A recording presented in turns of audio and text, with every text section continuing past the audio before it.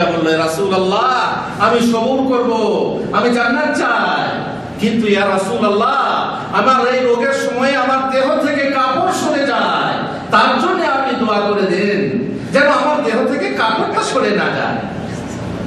দেখলেন মহিলা জান্নাতি মহিলা। আর আমাদের মহিলাদের কথা শোনেন, বাইরে যাওয়া অভ্যেস আছে। এখন এই মেলা লেগেছে, দেখেছেন মেলা? মহিলারা মেলাতে যাওয়ার জন্য, মেলা দেখার জন্য ছটফট করছে। হ্যাঁ, পুরুষদের সঙ্গে কথা বলার জন্য, পুরুষদের মুখ দেখার জন্য, হ্যাঁ নতুন কিছু জিনিস কিনবো, ছটফট করছে। বাইরে বেরোতে পারে না মহিলারা, পারে না মহিলারা। শহরের মহিলারা তো ব্যাপারই আলাদা। আর শহরে মেহের মহিলারা যদি পর্দায় থাকে তো বাইরে যাওয়ার জন্য জানে যে স্বামী যেতে দেবে না, তো কত রকম মশলা বের করে। শেষকালে নাক দিয়ে পোকা ঝরছে, স্বামীকে তখন বলে ওগো সর্দি লেগেছে, একবার হাসপাতাল যেতে হতো। আর হাসপাতাল যাওয়ার জন্য তখন সাজগোজ দেখেন, সাজের বাহার দেখেন, ঠোঁটে লিপস্টিক দেখেন, আর চোখে কাজল দেখেন। ওই মহিলা আর এই মহিলা যে রোগ থাক, আমার রোগের চিকিৎসার দরকার নেই, তবে আমার দেহ থেকে কাপড় যেন না সরে, ইয়া রাসূলুল্লাহ। আরে বলছে রোগ হয়েছে, রোগ হোক, তবে আমি হাসপাতাল যেতে পাবো, বাইরে একবার বেড়াতে তো পাবো। আর সেই সুযোগে নাকে, আমার চোখে, নাকে তো নয়, কি বলে ঠোঁটে লিপস্টিক লাগাতে পাবো। অবশ্য নাকে লাগাবো, সব ব্যবস্থা আছে, গালেও গাল পালিশ আছে, হ্যাঁ ভুরুতেও লাগাবার কিছু আছে, চোখের পামনিতেও লাগাবার কিছু আছে, কপালে নানা রকম। এখন দেখেছেন ওই যে এখন কি পাওয়া যাচ্ছে, কি বলে makeup box. Makeup box, tool box যেমন গাড়িতে থাকে তেমনি মহিলাদের ব্যাগে মেকআপ বক্স থাকে। কোন সময় কোন যন্ত্রটা কাজে লাগে দেখছেন গাড়িতে, কোনটা নানা রকম যন্ত্র থাকে। আর মহিলাদের ব্যাগে কি থাকে? Makeup box. কোন সময় কোন রংটা কম হয়ে গেছে চট করে লাগিয়ে নেবে। কার জন্য রং? রং কার জন্য? আগের যুগে রং ছিল শুধু স্বামীর জন্য, আর এই যুগের রং হয়েছে কার জন্য? স্বামীর জন্য না। স্বামীকে কালি ঝুলি দেখবে, বাড়ির ভিতরে নোংরা শাড়ি পরে থাকবে, নোংরা হয়ে থাকবে।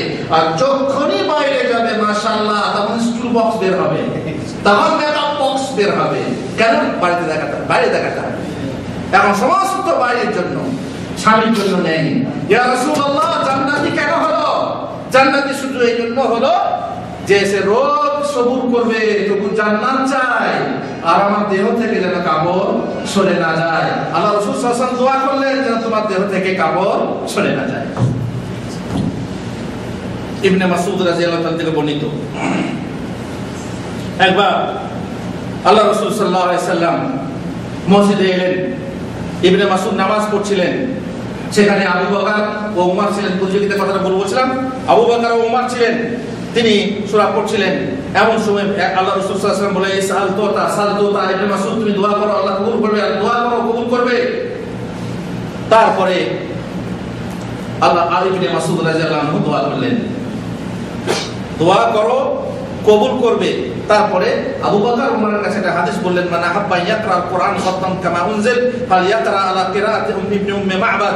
যে ব্যক্তি কোরআন পড়তে চায় সে যেন ইবনে মাসউদের মতো কোরআন পড়ে, যেমন ভাবে অবতীর্ণ হয়েছে সেইভাবে যদি কোরআন পড়তে চায়, তাহলে ইবনে মাসউদের কোরআন হচ্ছে একবারে যেন আসমানি কোরআনের মতো, যেমন ভাবে নাজিল হয়েছে।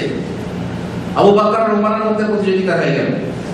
আবু বকর মনে মনে ভাবছেন, এই খবর আমি সবার আগে কাকে দেবো? ইবনে মাসউদকে আমি সবার আগে দেবো।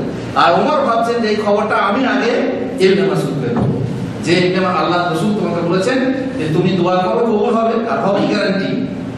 আর দ্বিতীয় কথা, তোমার কোরআন পড়ার জন্য কথা বলেছে। ওমর বলছেন, আমি গেলাম ইবনে মাসউদের কাছে গিয়ে দেখছি আবু বকর সিদ্দিক আগে হাজির হয়ে আছে। আল্লাহু আকবার। এটাও পারলাম না, প্রতিযোগিতায় আবার হেরে গেলাম।